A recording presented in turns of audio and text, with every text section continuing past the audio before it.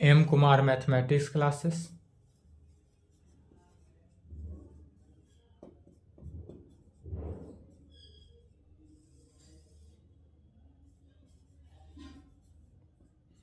Class 12th।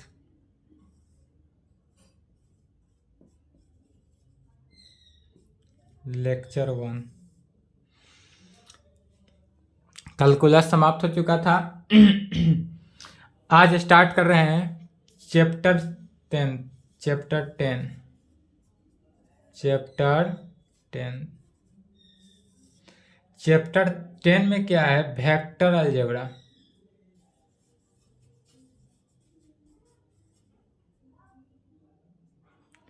Chapter का नाम क्या है?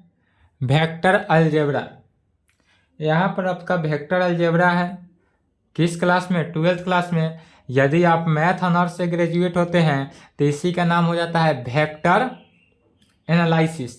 यह जो अलजेब्रा है वह एनालिसिस में कन्वर्ट हो जाता है, वहाँ पर आपका नाम पड़ जाएगा ग्रेजुएशन। यदि मैथ ऑनर्स से करते हैं तो वेक्टर एनालिसिस, वहाँ भी वेक्टर है आपको ग्रेजुएशन में।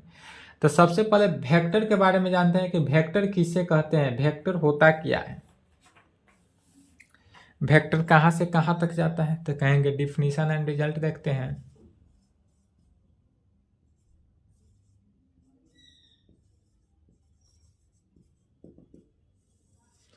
वेक्टर के बारे में डिफिनीशन एंड रिजल्ट, पहला टॉपिक डालेंगे वेक्टर।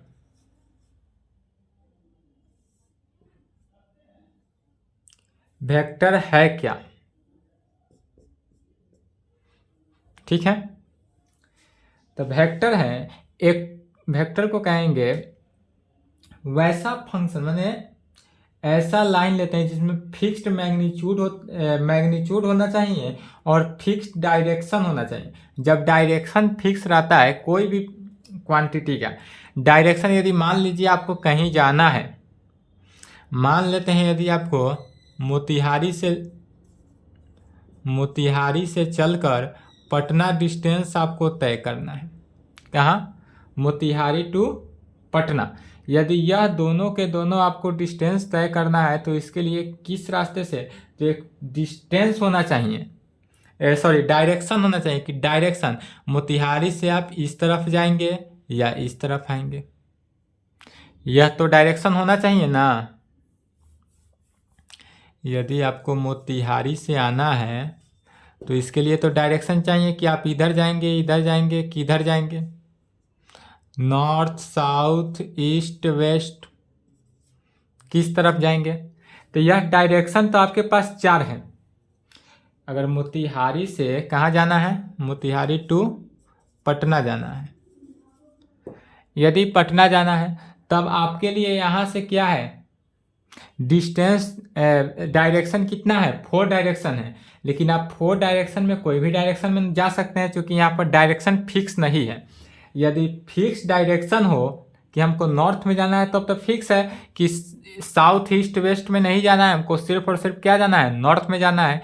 लेकिन यदि यही डायरेक्शन फिक्स ना हो तब आप किधर जा सकते हैं? North south east west 4 direction है, चारों में कहीं भी जा सकते हैं। तो इसके लिए फिक्स डायरेक्शन क्या होना अनिवार्य है? फिक्स डायरेक्शन होना अनिवार्य है। यह सब के सब क्या है? डायरेक्शन है। इस डायरेक्शन में आपको किस डायरेक्शन से होकर जाएंगे कि पटना पहुंचेंगे। तो अगर आपको मोतिहारी टू पटना आना है तो डायरेक्शन कितना? 4 डायरेक्शन।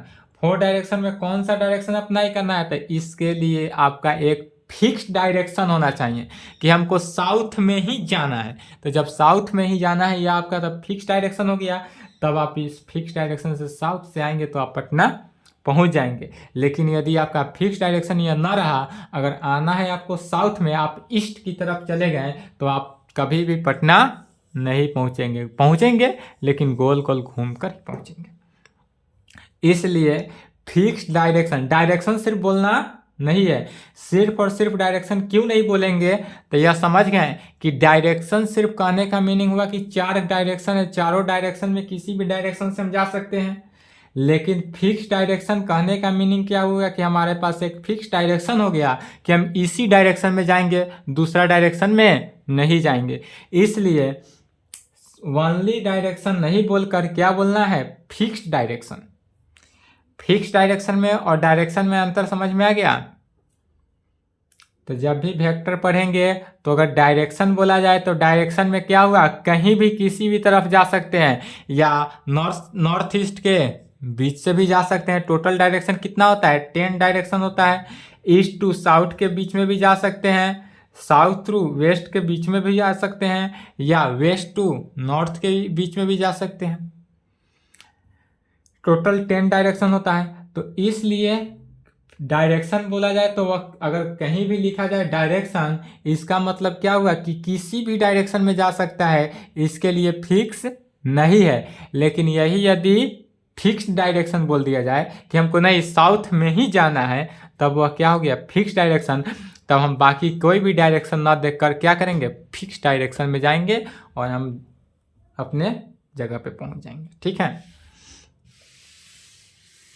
तब वेक्टर की परिभाषा क्या कहेंगे, वेक्टर की परिभाषा कहेंगे definition, A quantity having both magnitude and fixed direction is called vector. Fixed कहेंगे ऑलवेज, फिक्स्ड यदि नहीं लिखे तो वह किसी भी एंगल से जा सकता है। तो वेक्टर किसे कहेंगे, ए quantity having both magnitude, magnitude जो है, मैग्नीट्यूड क्या होना चाहिए, बोथ होना चाहिए, मतलब दोनों तरफ मैग्नीट्यूड होना चाहिए, both magnitude and fixed direction is called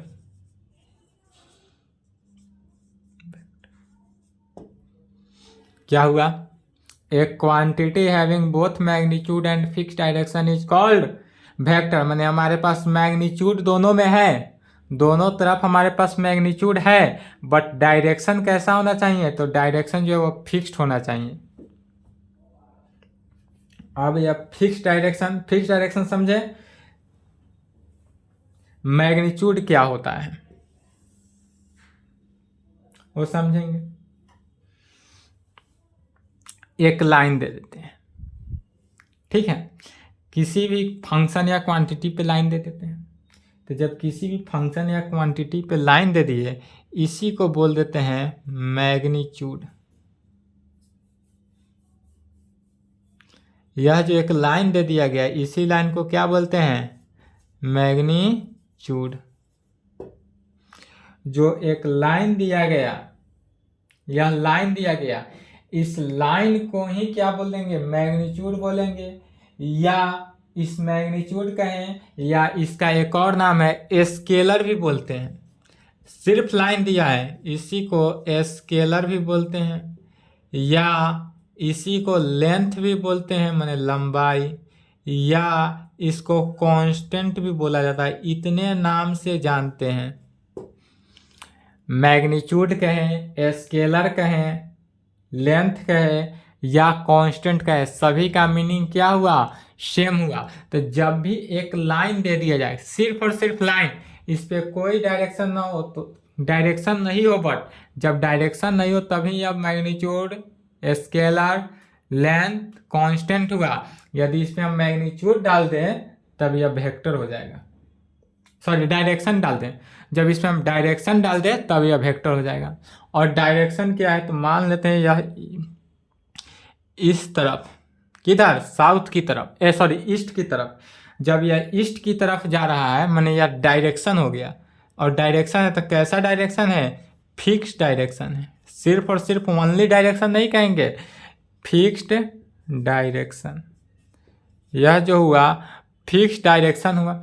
यह डायरेक्शन किस तरफ जा रहा है, तो जिस तरफ भी जाए, बट एगो फिक्स्ड डायरेक्शन होना अनिवार्य है। अब डिफिनीशन के अनुसार आएंगे, वेक्टर के डिफिनीशन, एक क्वांटिटी हैविंग बोथ मैग्नीट्यूड, माने जिसका दोनों मैग्नीट्यूड, बोथ मैग्नीट्यूड होना चाहिए। यदि बोथ हम मैग्नीट्यूड इस प्रकार दे दे एंड फिक्स डायरेक्शन, और फिक्स डायरेक्शन इसमें ऐड कर दिए, तब इसी को क्या कहेंगे, इज कॉल्ड वेक्टर। तो यह इस प्रकार से यदि कहीं भी दिया रहे, अब तक इसको तीर जानते थे, लेकिन एक लाइन और एक इस प्रकार तीर का चिन्ह दिया जाए तो इसी को क्या कहते हैं, वेक्टर कहा जाता है। यह जो फंक्शन बना इसी को क्या कहा गया, वेक्टर कहा गया। तो वेक्टर किसे कहें, तो यह मैग्नीट्यूड हुआ, मैग्नीट्यूड समझ गए। मैग्नीट्यूड किसे कहते हैं, फिक्स्ड डायरेक्शन एक होता है, डायरेक्शन ऑलवेज देना होगा। यदि आपको कहीं भी जाने के लिए कहा जाए, यदि आपको रूम से लेकर क्लास तक जाने के लिए कहा जाए तो उसके लिए एक डायरेक्शन होगा कि आप इस दिशा में जाएंगे।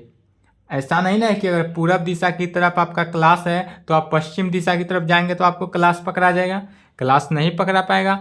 इसलिए आपका पूरब दिशा की तरफ क्लास है तो पूरब में ही जाना पड़ेगा, इसलिए एक फिक्स डायरेक्शन दिया जाता है। वही यह फिक्स्ड डायरेक्शन हुआ, माने फिक्स दिशा हुआ, निर्धारित दिशा हुआ, वेक्टर कहा गया।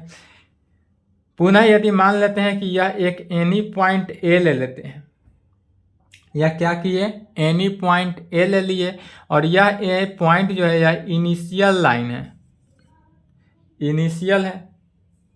यदि ए पॉइंट से हम कोई भी पॉइंट से चलते हैं,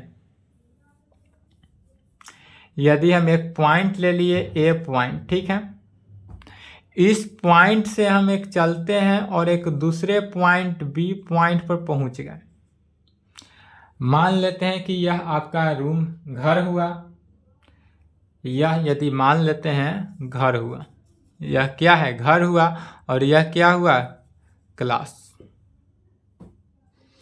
यदि आप इस घर से क्लास जानते हैं तो यह घर जो हुआ जहाँ से चले, घर से चले तो यहाँ से जब चले हैं तो यह क्या हुआ, इनिशियल पॉइंट हुआ। क्योंकि आप जिस पॉइंट से चलते हैं, ध्यान से समझेंगे, जिस पॉइंट पे आप स्थिर हैं उस पॉइंट से जैसे चलेंगे, वह जहाँ से आप चलते हैं शुरुआत बिंदु, इनिशियल का हिंदी क्या हुआ, शुरुआत। तो जहाँ से आप चले उसको क्या कहेंगे, इनिशियल कहेंगे, और जहाँ पे पहुँच गए उसको क्या कहेंगे, फाइनल कहेंगे, उसको क्या कहेंगे, फाइनल कहेंगे। तो यदि आप घर से क्लास जा रहे हैं तब उस कंडीशन में ए जो पॉइंट है वह कैसा है, इनिशियल पॉइंट है, और बी जो पॉइंट है वह फाइनल पॉइंट है। बट यदि आप क्लास से घर आ रहे हो तब उसके लिए बी जो हो गया वह क्या हो गया, इनिशियल पॉइंट हो जाएगा। यही यदि आप बी पॉइंट से ए पॉइंट पर आते हैं, माने यह जो है आपका क्लास हुआ, क्लास से आप घर की तरफ आ रहे हैं तब घर क्लास जो हुआ वह क्या हुआ, इनिशियल हुआ, और क्लास घर जो हुआ वह क्या हुआ, फाइनल पॉइंट। समझे, देखें, जिस पॉइंट से आप चलना प्रारंभ करते हैं, इनिशियल का डिफिनीशन, जिस पॉइंट से आप चलना प्रारंभ करते हैं उसे इनिशियल पॉइंट अर्थात शुरुआत पथ कहा जाता है, शुरुआती पथ।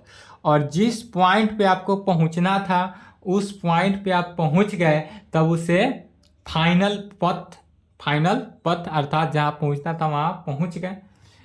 यह आप पहुंचने की दिशा जो है इनिशियल टू फाइनल, माने जिस पॉइंट से आप पहुंचे वहां से, जिस पॉइंट से आप चलना प्रारंभ करते हैं उसे इनिशियल, ध्यान से एक बार और समझ लें, जिस पॉइंट से आप चलना प्रारंभ करते हैं उसे इनिशियल कहेंगे, और जहां आपको पहुंचना था वहां पहुंच गए तो फाइनल हो गया। जैसे कि मान लीजिए कि घर से चले तो घर से जहां चले वह घर क्या हो गया, इनिशियल हुआ, और क्लास जा रहे हैं तो क्लास पहुंचे तो वह क्लास क्या हो गया, फाइनल हो गया। आप डायरेक्ट भी जा सकते हैं, या यदि डायरेक्टली रास्ता ना हो, या तो क्या हुआ, ये जो पॉइंट है यह इनिशियल हुआ,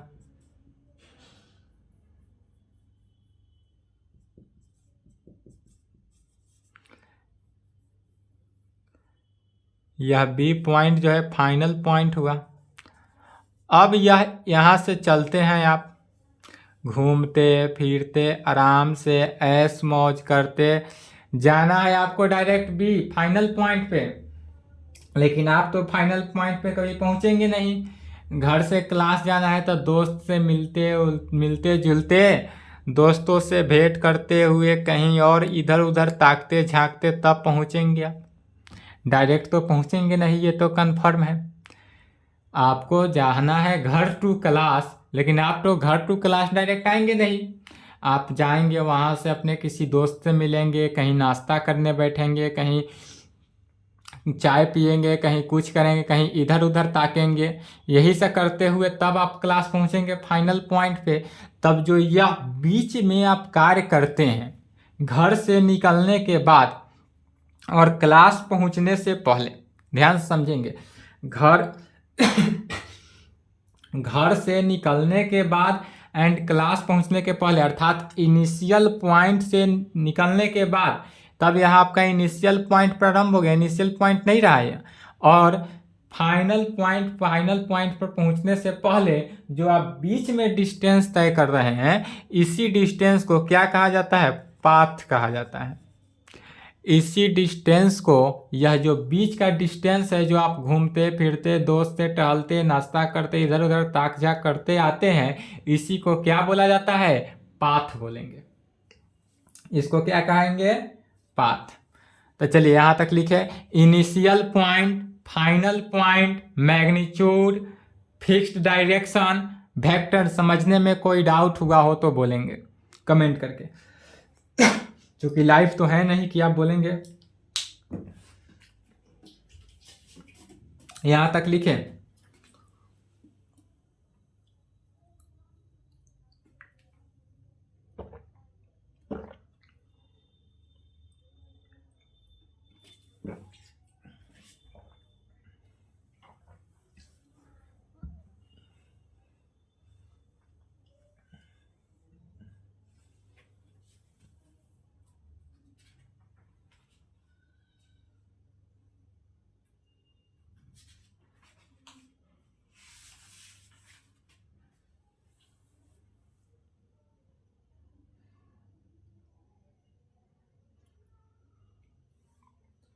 चलिए टॉपिक डालेंगे, टाइप्स ऑफ वेक्टर।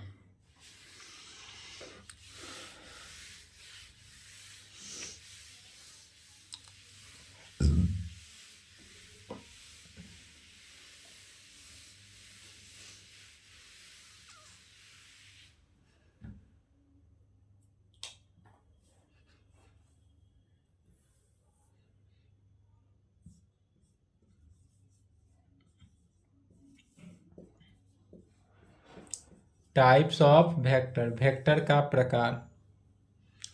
पहला लिखेंगे zero vector.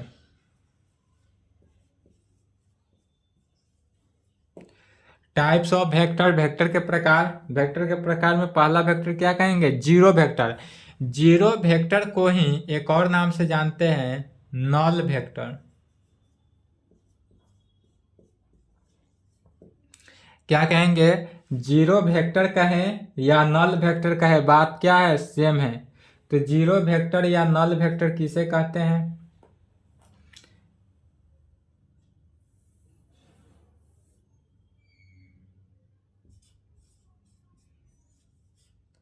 Vector having magnitude zero.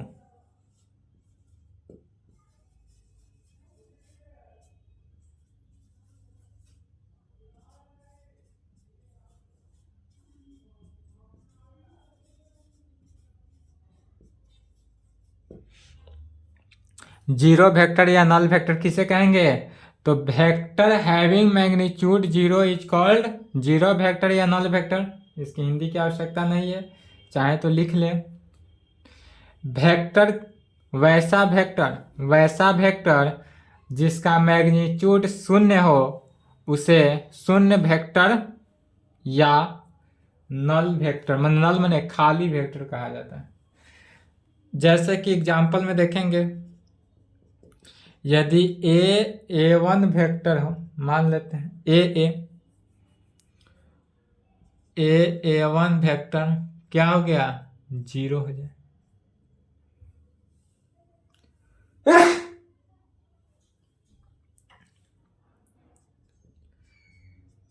B1 vector भी जीरो वेक्टर हो जाए। यह सब के सब क्या है? जीरो वेक्टर या null vector.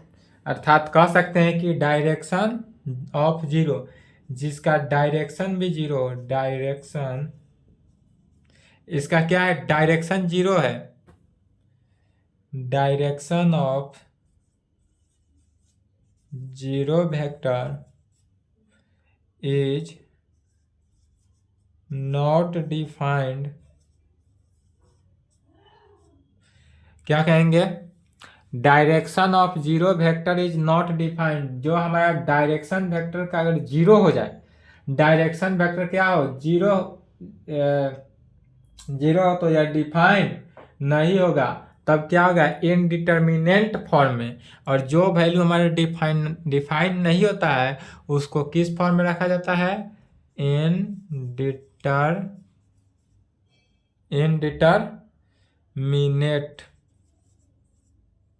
Form, indeterminate form में, तब इसको इनडिटर्मिनेंट फॉर्म में कहा जाता है। दूसरा लिखेंगे coinitial vector,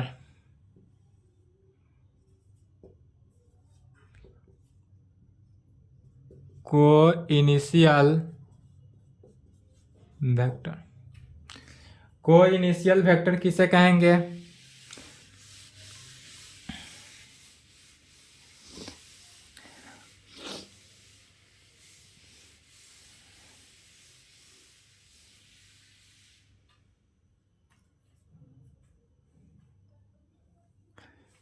vector having same initial point is called coinitial vector. Coinitial vector किसे कहा जाएगा, तो vector having same initial point is called coinitial vector. वैसा वेक्टर जिसका इनिशियल पॉइंट सेम हो, बराबर हो, इनिशियल पॉइंट माने शुरुआती पथ, शुरुआती बिंदु बराबर हो, उसे को इनिशियल वेक्टर कहा जाता है। जैसे एक शुरुआती पथ इक्वल हो, माने एक पथ है, एक पॉइंट है, यह पॉइंट जो है इनिशियल पॉइंट है और यह इनिशियल पॉइंट क्या है, फिक्स्ड है। तो इसी इनिशियल पॉइंट से कितना भी वेक्टर निकले उससे हमको कोई फर्क नहीं पड़ा, सभी के सभी वेक्टर क्या है, इनिशियल पॉइंट पे भी है, एक ही पॉइंट से निकला है, शुरुआती बिंदु क्या है, एक ही पॉइंट है, यह पॉइंट मान लेते हैं शून्य है। तो जब एक ही पॉइंट से कितना भी वेक्टर निकले उससे कोई फर्क नहीं पड़ा, यह वेक्टर ए हो गया, वेक्टर बी हो गया, वेक्टर सी हो गया, वेक्टर डी हो गया, कोई भी हमको वेक्टर निकल जाए, लेकिन शुरुआती बिंदु जो है, इनिशियल पॉइंट क्या है, सेम हो। क्या कहा गया, vector having same initial point, vector कितना भी हो उससे कोई फर्क नहीं पड़ा, सिर्फ इनिशियल पॉइंट क्या होना चाहिए, सेम। माने एक जो इनिशियल पॉइंट लिए, इसी इनिशियल पॉइंट से 2 हो, 3 हो, 4 हो, 5 हो, 6 हो, 10 हो, इनफाइनाइट हो, उससे हमको कोई मतलब नहीं है, सिर्फ इनिशियल पॉइंट जो है वह सेम होना चाहिए। अगर सेम इनिशियल पॉइंट है तो वह को इनिशियल वेक्टर है। कैसा वेक्टर हुआ, को इनिशियल वेक्टर हुआ।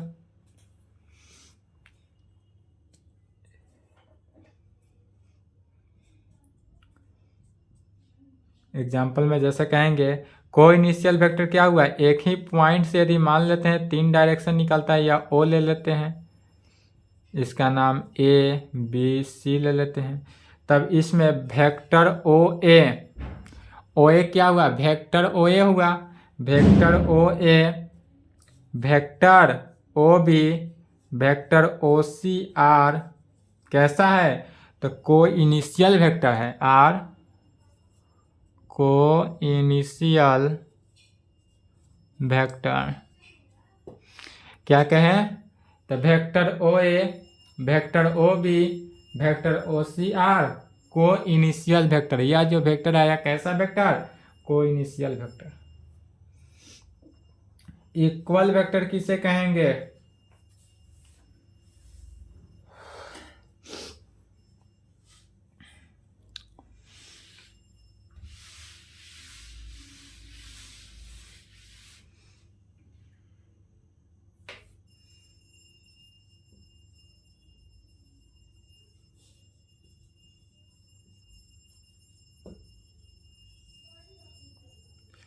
Equal vector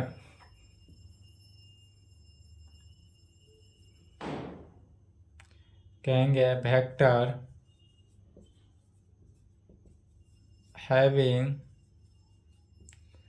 same magnitude and direction is called equal vector. Equal vector किसे कहा जाएगा? तो vector having same magnitude and direction is called equal vector.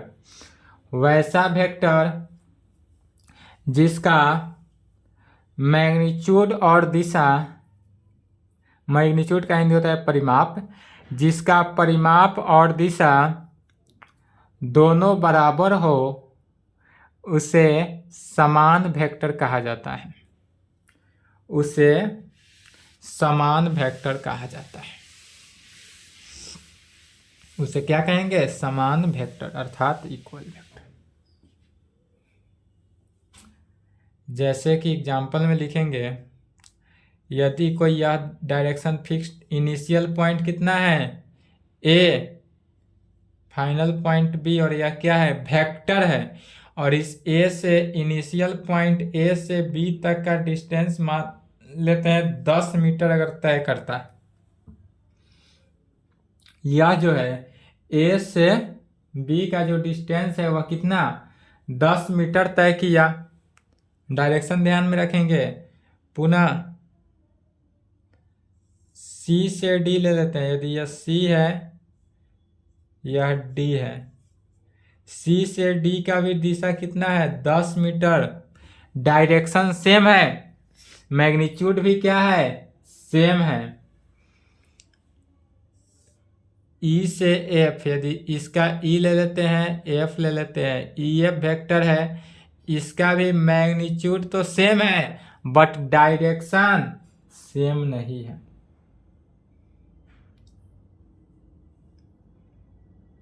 Magnitude same है,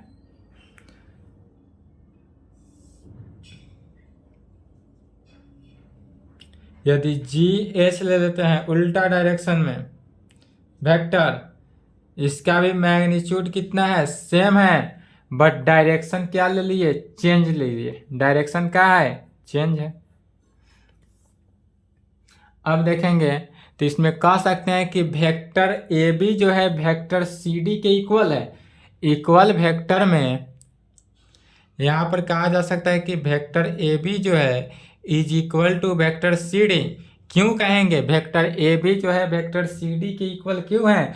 तो चूंकि ए बी का मैग्नीट्यूड कितना है? 10 है, सी डी का भी मैग्नीट्यूड 10 है, तो मैग्नीट्यूड सेम हो गया एंड डायरेक्शन भी दोनों का क्या है? सेम है। तो इक्वल वेक्टर होने के लिए क्या कंडीशन है? कि जिसका मैग्नीट्यूड और डायरेक्शन दोनों इक्वल हो, सिर्फ मैग्नीट्यूड से नहीं और सिर्फ डायरेक्शन से भी नहीं, जिसका मैग्नीट्यूड और डायरेक्शन दोनों के दोनों इक्वल हो उसे क्या कहते हैं? Equal vector. और उस इक्वल वेक्टर को इक्वल से डिनोट करते हैं।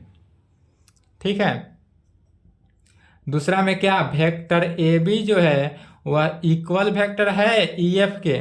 तो वेक्टर ए बी जो है ई एफ वेक्टर की इक्वल है। तो ध्यान देंगे वेक्टर ए बी का magnitude 10 metre, vector E F का भी मैग्नीट्यूड कितना? 10 मीटर। तो दोनों का तो चूंकि मैग्नीट्यूड इक्वल है बट डायरेक्शन इक्वल नहीं है। यह जो है डायरेक्शन ए बी जो है वह ईस्ट में जा रहा है, बट ई एफ का अगर डायरेक्शन देखेंगे तो यह ईस्ट ना जाकर यह आना चाहिए। कैसे?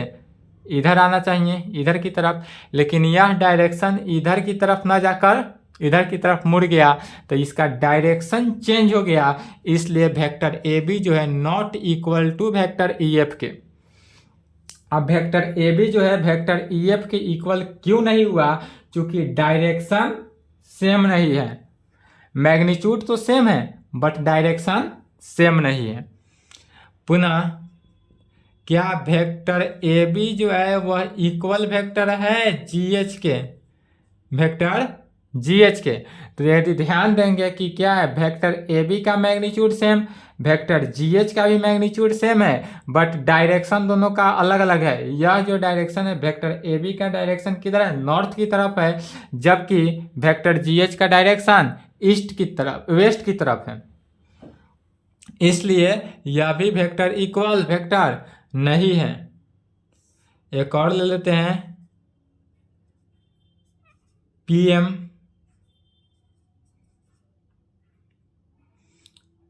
5 मीटर। अब देखेंगे क्या वेक्टर ए बी जो है वह वेक्टर ए बी जो है वेक्टर पी एम के इक्वल है। तो वेक्टर ए बी जो है क्या वेक्टर पी एम की इक्वल है। तो वेक्टर चूंकि पी एम का डायरेक्शन और वेक्टर ए बी का डायरेक्शन सेम है, बट मैग्नीट्यूड सेम नहीं है। इसमें क्या हुआ, डायरेक्शन सेम है बट मैग्नीट्यूड सेम नहीं है, इसलिए यह क्या हो गया, नॉट इक्वल टू हुआ, यह भी इक्वल नहीं है। तो इक्वल वेक्टर होने के लिए क्या शर्त है, तो इक्वल वेक्टर वही वेक्टर होगा जिसका मैग्नीट्यूड एंड डायरेक्शन दोनों इक्वल हो, वही क्या होगा, इक्वल वेक्टर।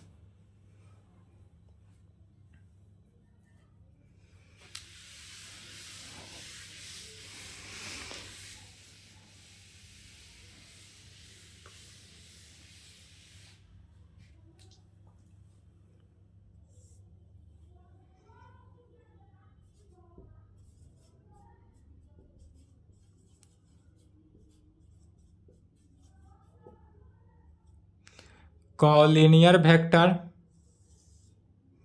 या कॉलिनियर वेक्टर को ही एक और नाम से जानते हैं, पैरेलल वेक्टर।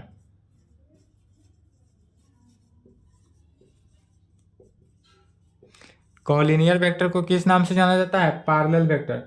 तो कॉलिनियर वेक्टर का है या पैरेलल वेक्टर का है, सेम बात है। कहेंगे इफ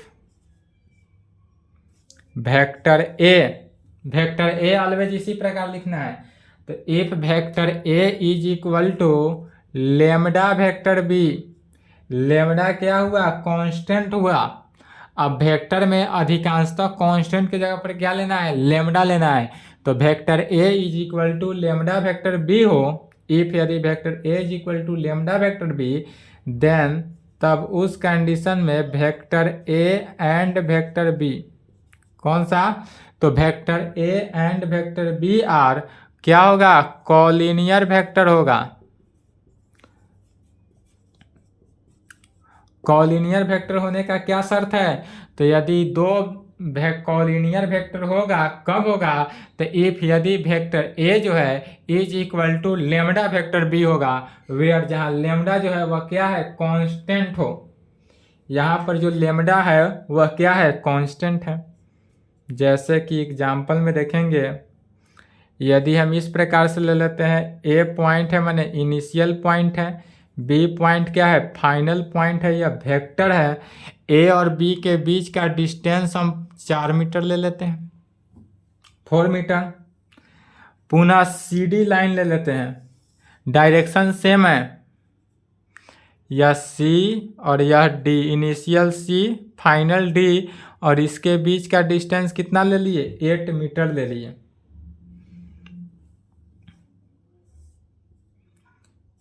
EF लाइन ले लेते हैं जो कि कितना, 2 मीटर।